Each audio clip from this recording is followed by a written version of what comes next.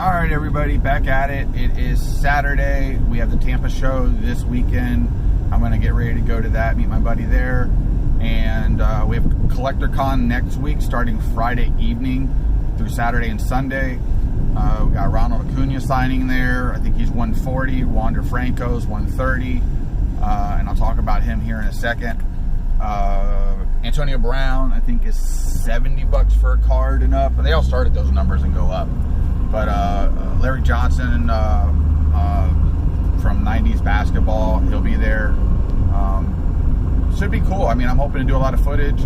I know Tampa Card Shop's also doing a trade night Saturday night at somewhere on Lois. I'd have to look that up, or if you can, go look for the Tampa Card Shop on Instagram or even Facebook. I think they put it on Instagram, though, is where I saw it.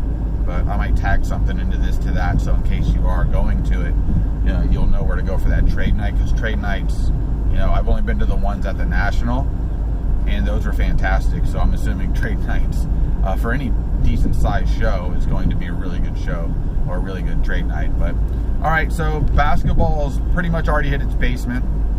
Things are starting to climb. People are starting to get into this. Unless you really have a hard insight on a player, you're a little late on it. That doesn't mean you still can't do well. So, for instance, I think Bol, I know everybody likes to talk about Bol, but I think Bol's going to be a good player, and I think he's going to make an impact this year. This is where you're going to really see what he becomes.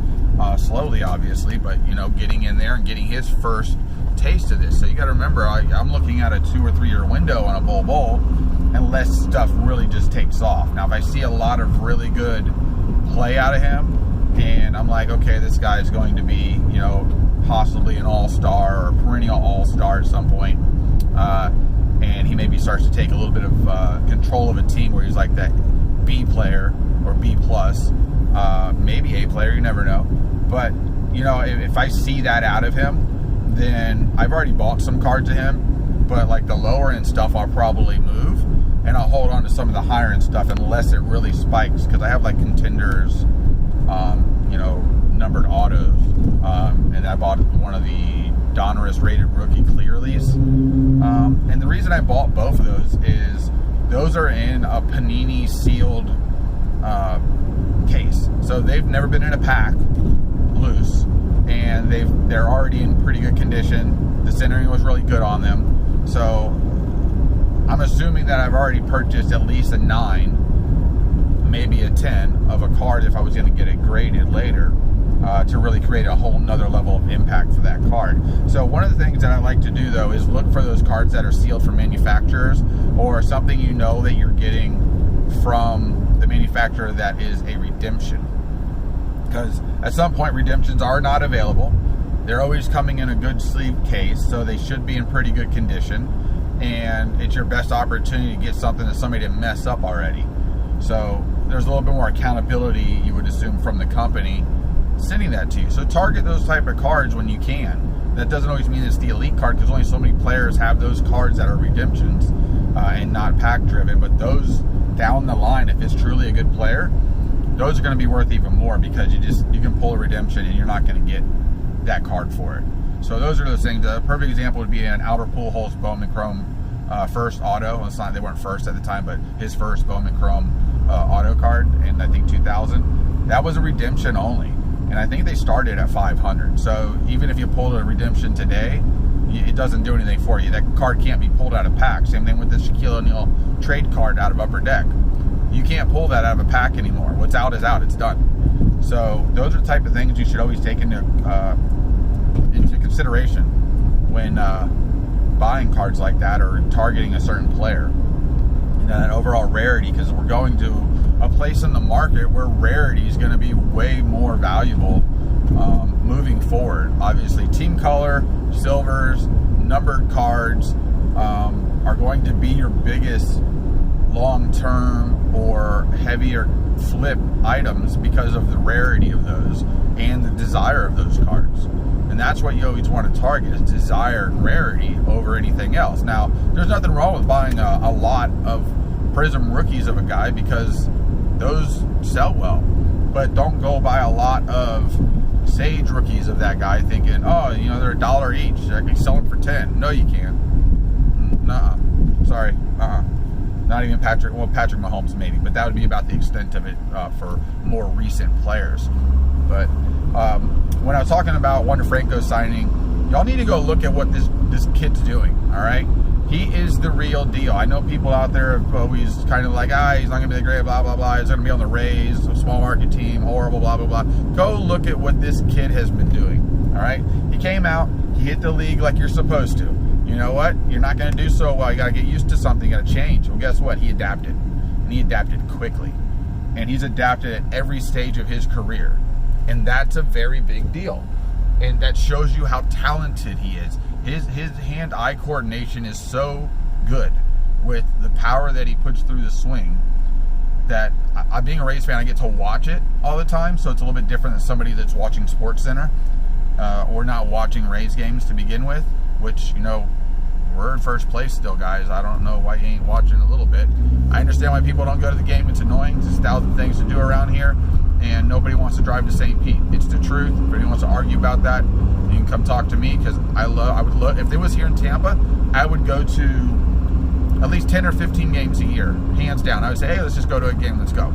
But over the bridge, always accidents, pain in the butt, no. We're not built like up north where 2.5 hours is a normal drive to go do something fun. Everything's available here, so it changes our perception. And that's what you got to understand. It's just more of where we live, not necessarily that we don't care. We have a lot of Rays fans here. But going in a different tangent. Talk about cards. All right, so I'm on my way here to the Tampa Card Show. And I don't know, outside of maybe trying to pick up a Wander Franco mojo, Bowman first, because I think that's the best Bowman first to get that's not a numbered card, because it was only available in the mega box. And yes, they print a bunch of mega boxes, but they print a bunch of everything else, so don't worry about that. But that's the card. I've already bought an SGC 10 in that card, because the PSA 10 was an extra $60 for a card that's the exact same. And this is where I think the market's going to start to realize it's the same card. A PSA 10 and SGC 10 is the same card. If anything, an SGC 10 might be closer, if you took it and sent it to Beckett, to getting a better subgrades. Because if you had all 9.5s and 10s, now you're talking about a card that goes above what a PSA 10 is going to sell for. And that's where the market drives me nuts, that they're not paying, at least the right people or the mass is not paying attention to that, to create the true value for these other companies that have been knocked down over time, because PSA has done just a good job of the bulk submissions, getting stuff out there, the big card selling through PSA, people regrading through PSA for the quick flip. That occurred because of that situation. And I still think in the near future, when I say near, up to 2 years, 3 years, you're going to see a really heavy change to where you could have been getting these deals all the time with these SGC 10s and these Beckett 9.5s, even sometimes a Beckett 9.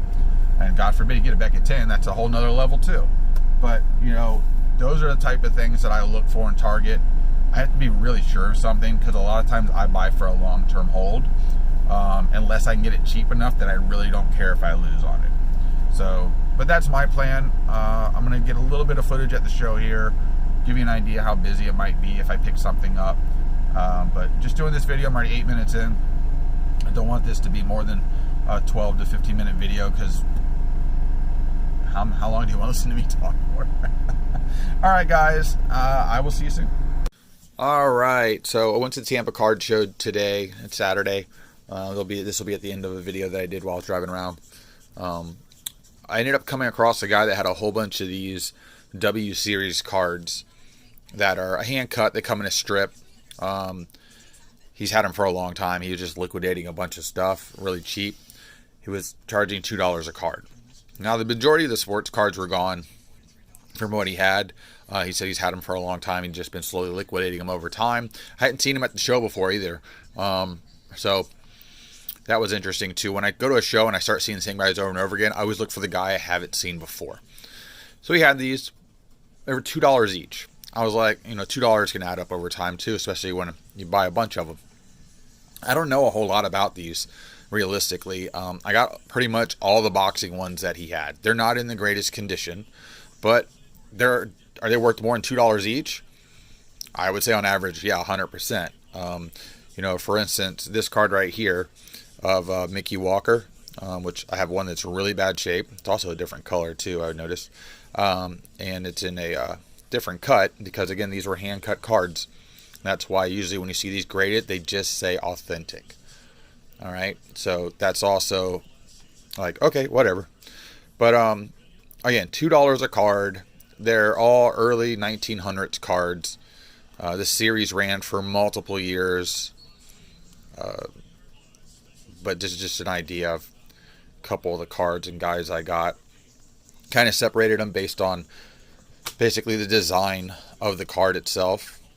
Because I'm assuming that's going to mean pretty much what year they were in or came from. And I was just trying to also see if I had doubles.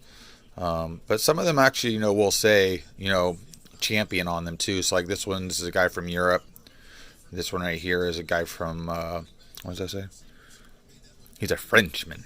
He's a Frenchman. So a European and a Frenchman. And they're fighting each other. Bang, bang, bang. But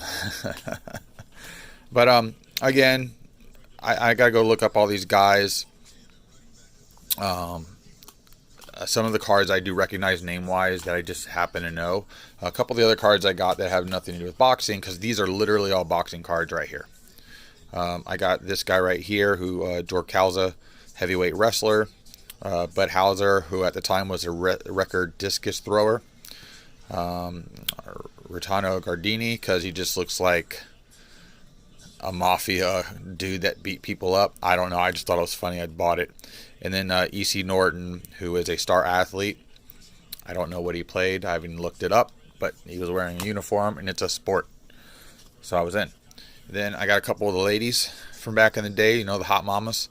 Martha Washington, first lady, and Martha Jefferson, third lady.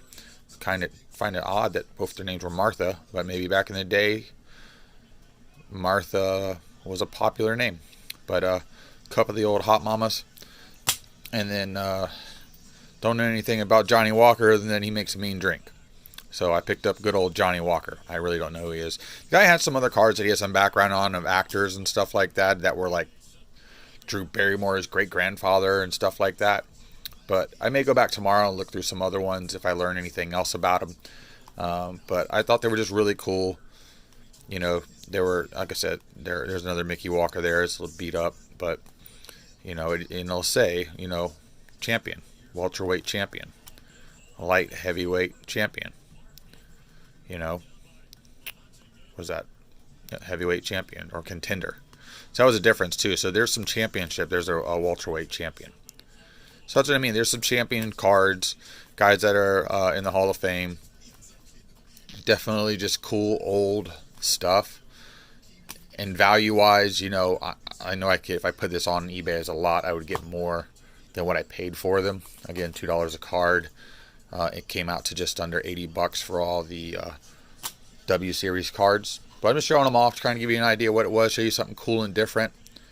Vintage, super vintage. You're talking about cards that are either near and or over 100 years old at this point.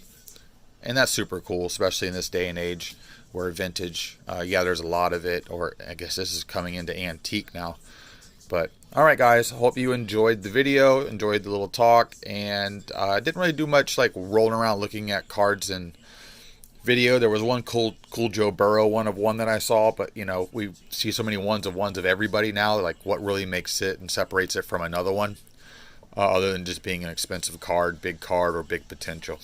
But all right, guys, take care, and I will get some more videos out here shortly.